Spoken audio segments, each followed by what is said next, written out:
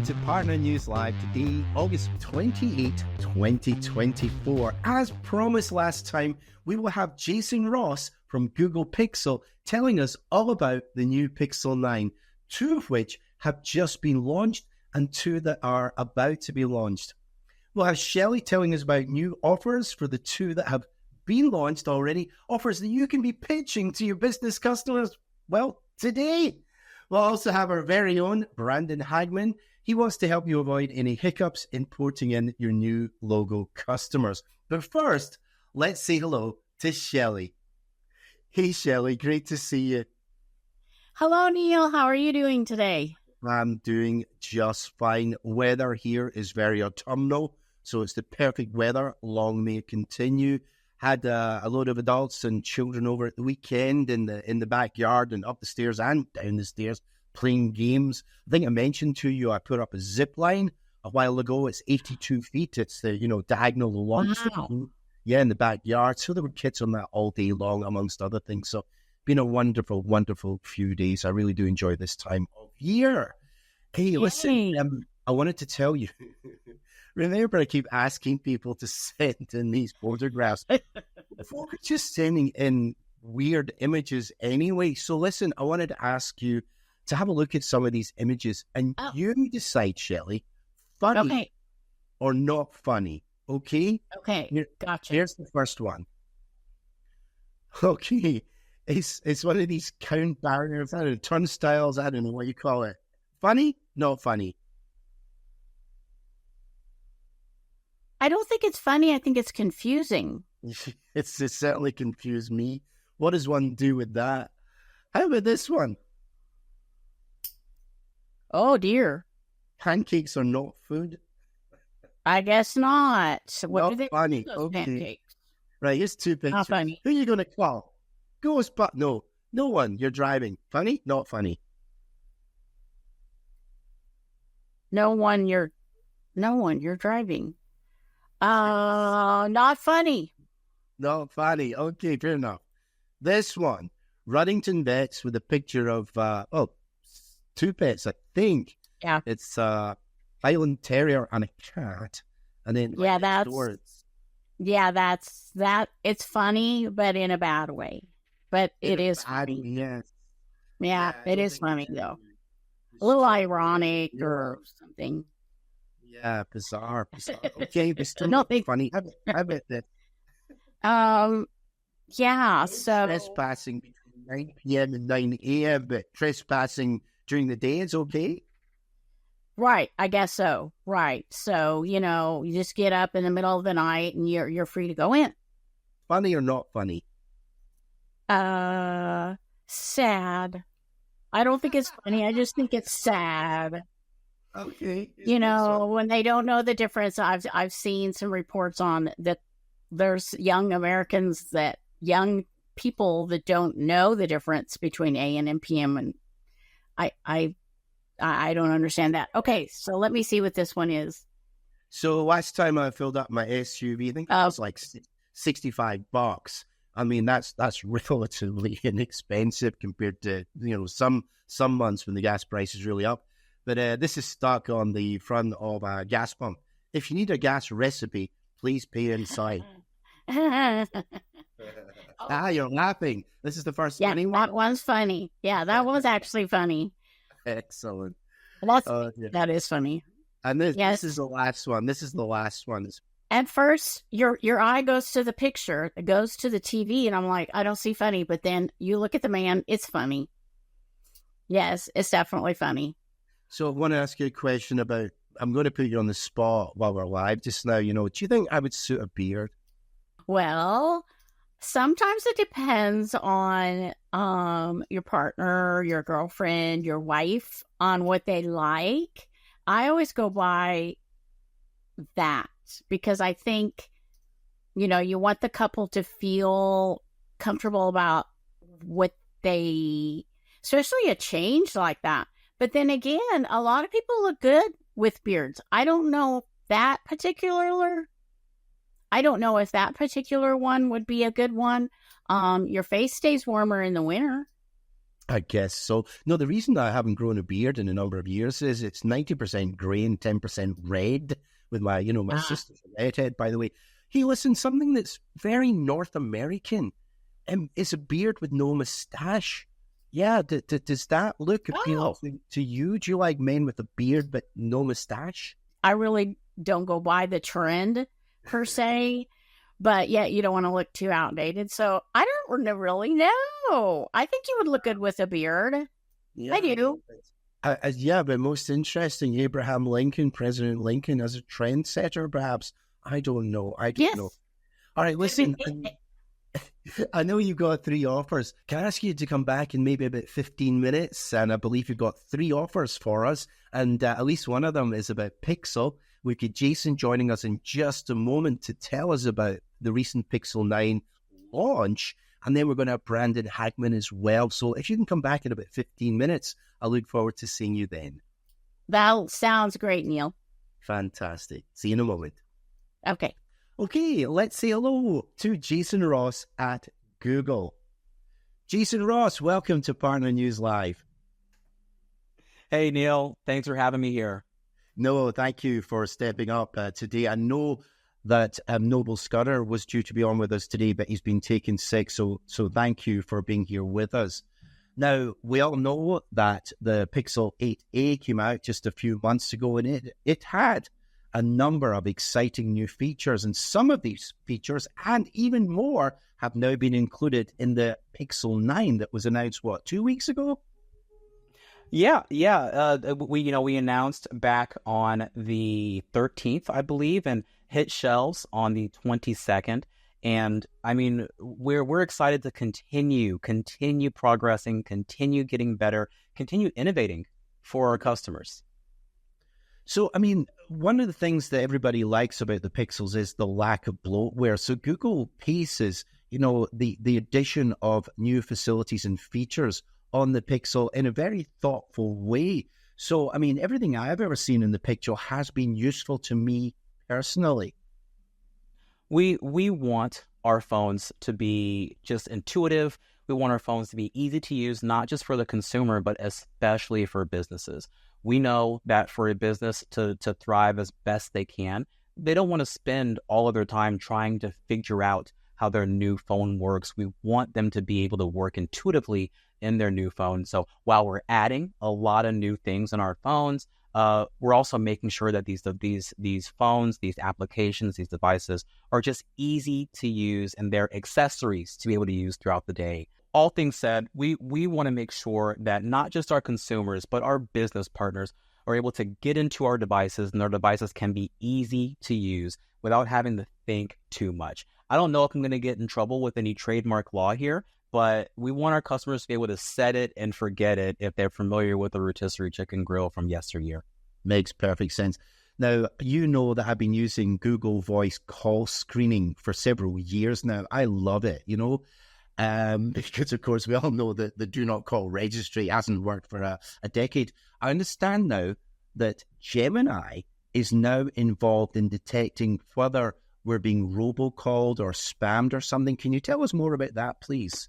Well, that's just one aspect of call screen, right? So malicious callers, people with malintent trying to get information from you, etc. Call screen blocks those. One, there is a massive registry out there. So you mentioned the do not call list. There's a massive registry out there.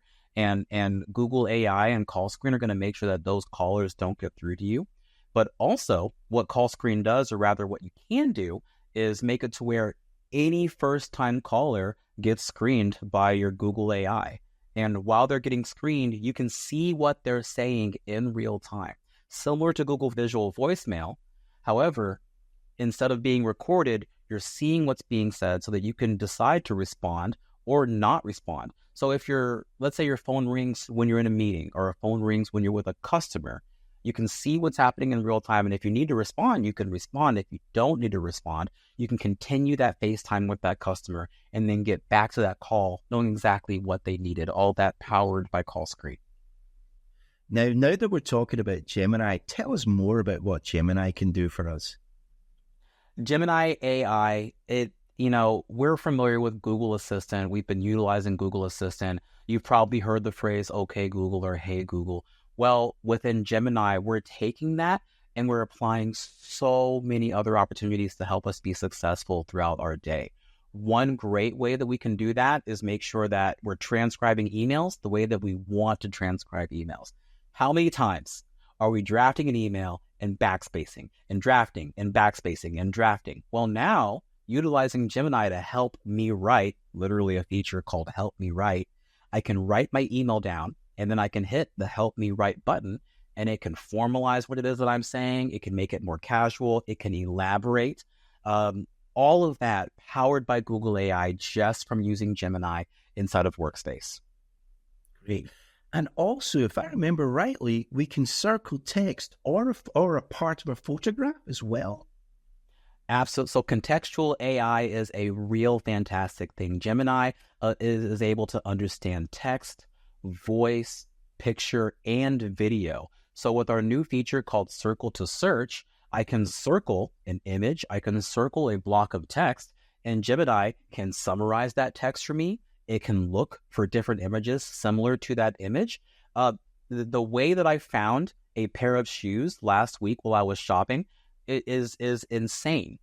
Knowing that Google and Pixel and Circle to Search was able to see a picture that I circled and point me in the direction of the pair of shoes that were circled in that image. Brilliant. Man, that's exciting.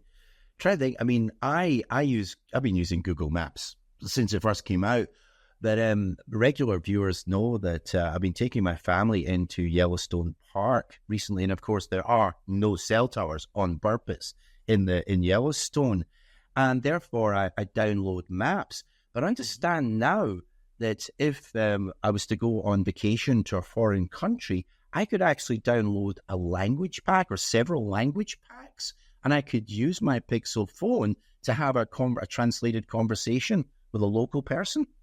So you're talking about Live Translate, and Live Translate works in multiple ways. One, I want to give you kudos for actually downloading locations and maps within Google Maps. That is a life hack that not everybody knows about. So good job on you for that. But two, you can apply that into Live Translate. So let's say you're going to Japan or you're going to China or you're going to somewhere else where you do not speak the language. You can download that language pack and continue to utilize Live Translate. And what's great about that is our Google Tensor G4 chip allows for those translations to happen super fast without connectivity to internet or the cloud, so that you can have those conversations, you can order off the menu, you can conduct business with somebody that maybe doesn't speak your language. And small business owners to enterprises, we don't want to lose business because of the language barrier. We want Live Translate to help enable us to have those great business conversations. Once again, powered by our new Google Tensor G2 chip. Fantastic. Now, we're talking about the Pixel 9 just now that was just announced just a couple of weeks ago. But I remember that the Pixel 8a was only just released a few months ago. Which of these features were included on the Pixel 8a?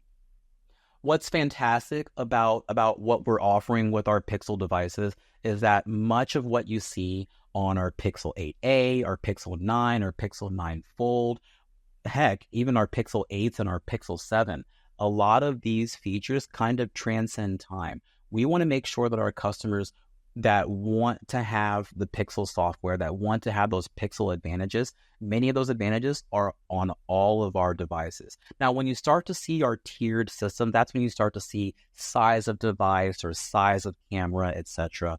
But a lot of these software functionalities, Circle to Search, Live Translate, Gemini AI, adaptive battery to where you're getting all days worth of battery, all of that, great news, baked into each of our main flagship devices, including our Pixel 8a. What other facilities are now on the new Pixel 9 series that were not included in the 8a? That's another great question. One of the features that I do like to talk about is called satellite calling or satellite SOS. Within satellite SOS, you essentially get satellite service. You're able to make emergency phone calls, whether you're on service or not. Let's apply to someone that might be on a job site to where maybe they're not getting the service that they need. Maybe someone that's traveled for work and the service isn't doing what they needed it to do. With Satellite SOS on Pixel, you can contact the emergency services via satellite and share your location, whether you are on or off of cellular service. And again, that is brand new to Pixel, as well as a Pixel exclusive. And hey, Neil, I gotta triple down on call screen. Call screen is one of my favorite features. It is a Pixel exclusive. It is only on Pixel devices. It's not new to our Pixel 9, but in order to use it, you got to get a Pixel device. I can't think of a better time to get into a new Pixel device than right now with our new series of Pixel 9, Pixel 9 Pro, and our Pixel 9 Pro XL devices on the market. Fantastic. Listen, we're out of time just now, Jason, but I'd love to have you come back and give us more details in a future episode of Partner News Live. But listen, everybody, Jason has very, very kindly already recorded an episode of Winner's Circle, and you can find it in the usual place on myconnectus.com. But for now, Jason Ross, listen, thank you very much for being with us today. Thank you so much for having me, Neil. You're my favorite Neil in the world. A pleasure. Bye for now, Jason. Branson Hagmann has been watching and waiting to give us advice on entering B360 customer information. Hey, Branson, great to see you. How are you today? Hey, doing awesome, Neil. How are you? I'm doing just fine. Thank you for asking. So listen, I know there have been some issues on B360 when it comes to the customer's information about port-ins. I'm hoping you can brief everybody today on how they can tell us about the problem and how our partners can help us solve this problem. Yeah, for sure, Neil. Here at Connect Us, we strive to make the process from the sale to system entry and getting the device to the customer as pain-free as possible. We've had an amazing group of employees and partners to help us achieve that goal on a daily basis, and we can't thank everyone enough for all their efforts. One of the keys to success is having complete and accurate information on all the orders that go in the system. To continue our outstanding service to our end customers, we wanted to provide some information on porting, which has become a bit of a challenge with eSIM and iPhone models. If any of the account information section is incorrect, the order will go through the system without any problem, but once the port starts on the back end, there'll be issues that can take hours and sometimes days to get fixed. Activation issues, iCloud syncing, issue with text messaging can all be experienced at each line on an incorrect order, and will have to be fixed individually. To save you all pain of having to troubleshoot those issues over the phone with Verizon call centers, we've provided a checklist to ensure that you're getting accurate information for the order entry process. Now, this is a slide that we've put together for all of you that's going to be sent out by Rick, so all of you can take a look at this, but for view right now, we're going to list the 5 things on the bottom that we want to require that each customer provides in the checklist for you to make sure that you get everything correct. The first thing we're going to do is ask you get a screenshot of the account number for the customer's online account, login, or a copy of their main page of the customer's bill. Super easy to change a number or something like that when you're entering the information on our spreadsheet. So we just want to make sure that we're verifying that information. We can ask the customer to also call in to customer care for their existing carrier to verify their PIN. So really the account number and the PIN are the main things that we are really highlighting here to make sure that we get all the accurate information. If it's a BYOD, we just want to make sure that those are unlocked from the carrier. We ask that all the customers back up all their information on the iCloud. And once the order is placed, you need to make sure that the Find My iPhone feature is turned off. That will make sure that the order goes through correctly and there's no issues when they get their new phones to activate and get all their information back on their new device. Branson, before you go though, just give us an example, please, of a typical situation where things do go wrong and how difficult it is to unfangle it all for the business customer. Okay. Yeah, if porting information is given incorrectly, like I said, the order will go through completely fine. If there's a problem with an order, we're not going to find out until the customer actually has that device in their hands and tries to activate it. They're going to find that something's not working right. Maybe the phone does activate, but they can't send text messages. Maybe they get an error saying that they need to call in for more information going to the port center, whatever it may be, there's something wrong. So that customer is going to end up reaching out to you, the partner, to try and figure out how they get their new phone working. From there, more than likely, you're going to reach out to us to try and figure that out. And this is the old path. So, someone at Connect Us would have to call into the port center or call into PAC to figure out what exactly is going on. Sometimes that requires multiple calls, multiple different people getting on that problem and trying to get it fixed. Sometimes we have to call multiple times because we actually don't have the phone in our hands, so we don't know if the things that we're doing are working correctly. So it's very hard to troubleshoot some of these things without actually having the device. From there, if the problems are fixed, then we continue on. So, really the main thing here is the customer is the one who's really at a disadvantage because they don't have the direct access to get some of these things figured out. All they know is they got a phone in their hands that doesn't work. So, from our standpoint, having the information up front, just taking those few extra minutes to verify the information makes all the difference in the world. We've had a couple experiences recently where a couple phones, I think it was like a 10-line order came through, and it took us 5 days to get all of those squared away. So, and again, that's because each of those lines has to be done individually. It can take a couple calls or, multiple calls for each line to make sure that each one is ready to go.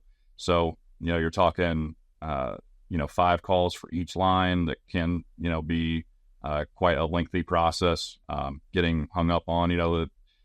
No one really likes calling into customer care. We don't want to have to do it.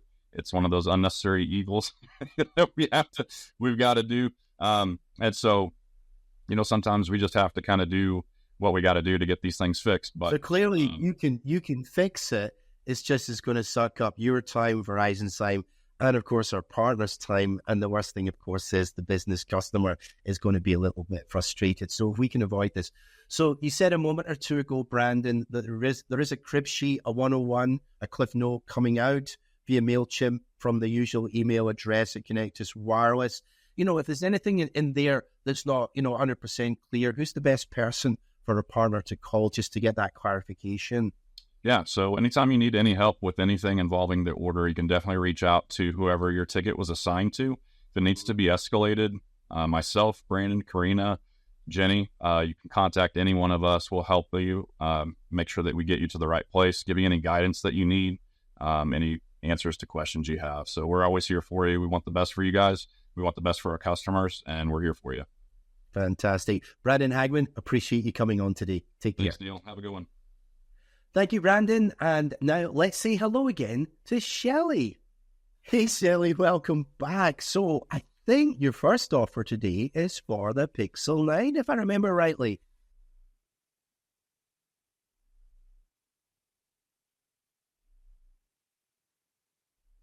And these offers are also stackable. Ask your channel manager for details. Sell the best network ever. Neil, that's all I have for you today. Thank you so much. Do you have any special plans for the next few days? I don't. I have several projects working on, and just going to enjoy. Our weather's supposed to cool down a little bit, so a little bit more time outside, I hope. I do hope the temperatures drop below 100 down there in Texas. Yes. Hey, believe it or not, in 5 minutes' time, as soon as we wrap up here, I'm going to take my suitcase out. I'm going to the airport, and I'm flying down to Texas. So I'll be in Dallas for the next 4 days. Yeah. Oh, wonderful. So looking forward to that trip. And I'm also looking forward to seeing you in 2 weeks' time. Shellie, thank you so much. Yes. See you in 2 weeks, Neil. Please remember, we have our new website for prospects, CPNzone.com. Also, the first 9 promotional videos are there for you to watch on the Connectus Wireless YouTube channel. Feel free to share these videos with your customers and prospects, and be sure to subscribe. We need you to help us to help you sell the best network ever. Next time on Partner News Live, we will be looking at ATEL wireless routers. For today, my thanks to Jason Ross, Branson Hagmann, and to Shellie, and to you for watching. See you soon.